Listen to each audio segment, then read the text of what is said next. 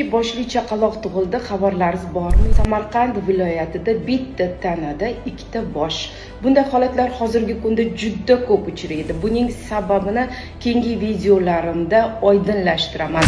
Bugun homiladorlar, homiladorlikka tayyorlanayotgan ayollar, turmush o'rtoqlari, ota-onalari bilishi kerak bo'lgan tekshiruv, homila skriningi haqida gaplashamiz. Yoppasiga barcha homilador ayollar homila skriningdan o'tkaziladi.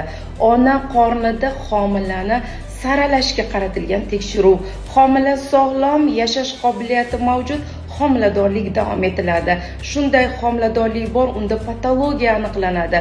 Homiladorlik davridan unga parvarish kerak bo'ladi. Ular tug'ilishdan oldin ham vrachlar brigadasi reja asosida turadi.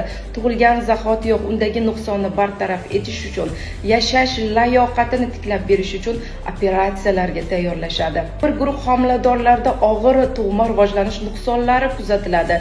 Misol uchun homila kalla suyagining bo'lmasligi, miyasining bo'lmasligi. Bizning klinikada skrining Doppler tekshiruvi huquqi bor. Har kun 30-40 ta homilador ayolni skrining Doppler tekshiruvdan o'tkazamiz.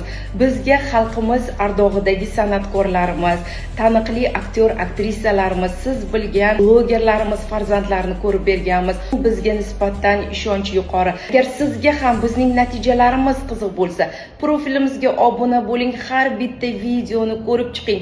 Videolarda xalqning dardi, muammosi kiritilgan. Videoni tarqalishi uchun like bosing, kommentariyada mulohazalaringizni bildiring. Agar sizga ushbu tekshiruv kerak bo'lsa, marhamat qabulga oldindan yozilib keling.